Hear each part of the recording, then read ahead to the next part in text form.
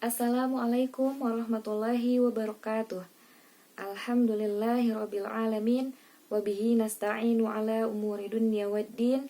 Wassalatu wassalamu ala asyrafil anbiya'i wal mursalin wa ala alihi wa sahbihi ajma'in. Amma ba'du.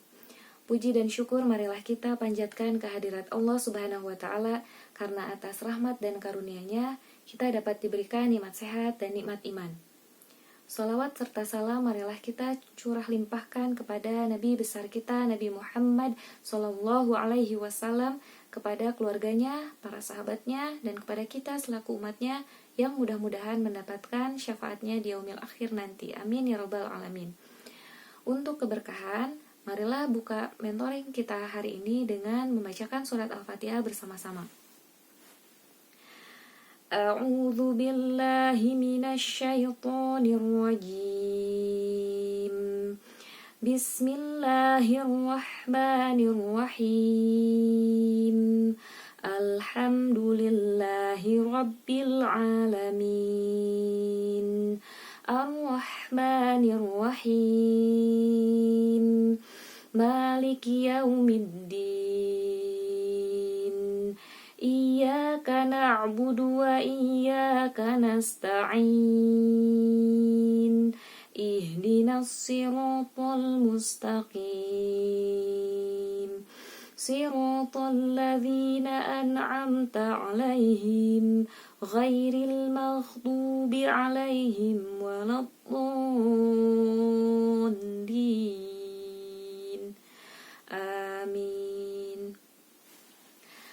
Anak-anak yang sholih dan sholihah, materi mentoring hari ini adalah adab menuntut ilmu.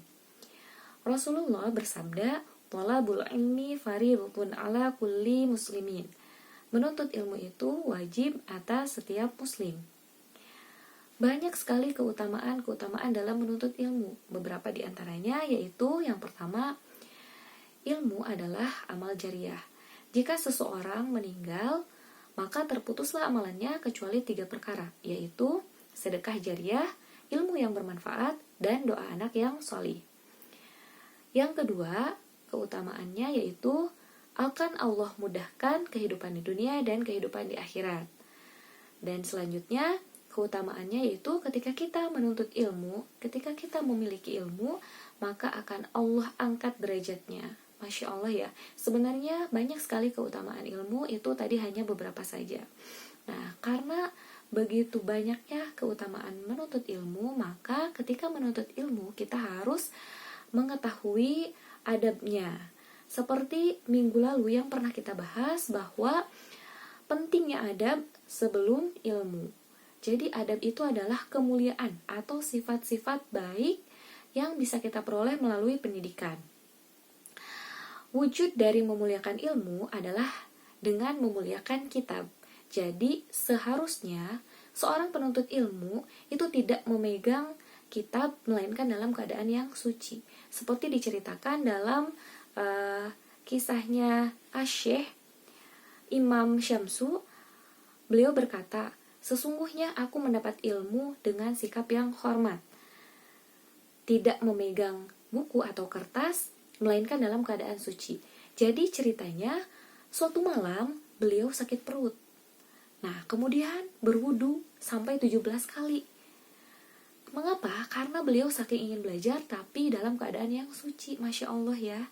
Nah, oleh karena itu di kita juga ada salah satu amalan ibadah hariannya, yaitu ada menjaga wudhu, baik itu berwudhu sebelum belajar maupun berwudhu sebelum tidur. Mudah-mudahan kita selalu ada dalam keadaan yang istiqomah ya. Amin ya rabbal alamin.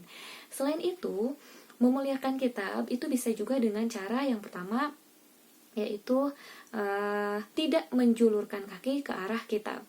Biasanya ketika sedang belajar nih, sikap kita tidak diperhatikan kan. Nah, maka mulai dari sekarang kita harus memperhatikan sikap kita ketika belajar. Jangan sampai kaki kita ke arah kitab, apalagi Al-Quran. Dan Al-Quran itu juga tidak boleh disimpan di atas lantai, harus disimpan di tempat tinggi dan di tempat yang bersih. Dan juga cara memegangnya juga ada adabnya ya. Biasanya menggunakan tangan kanan kemudian agak didekap dan menggunakan tangan kanan.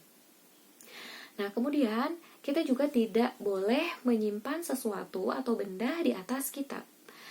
Meskipun kita tidak ada niat apa-apa, tidak bermaksud apa-apa, tetapi alangkah lebih baik hal itu bisa dihindari oleh kita.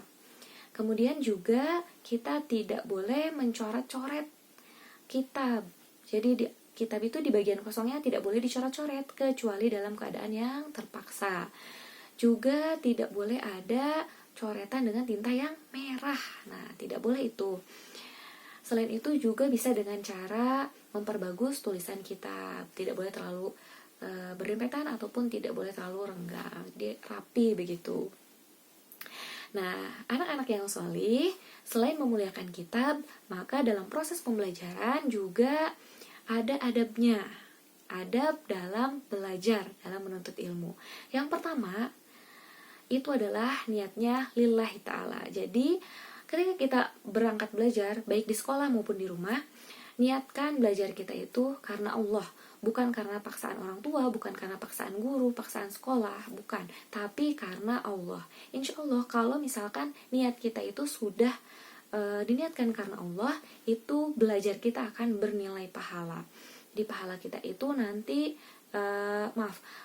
ilmu kita itu akan bermanfaat. Selain bagi kita juga bermanfaat bagi lingkungan sekitar kita. Juga ketika kita belajar, tunjukkan sikap sungguh-sungguh kita.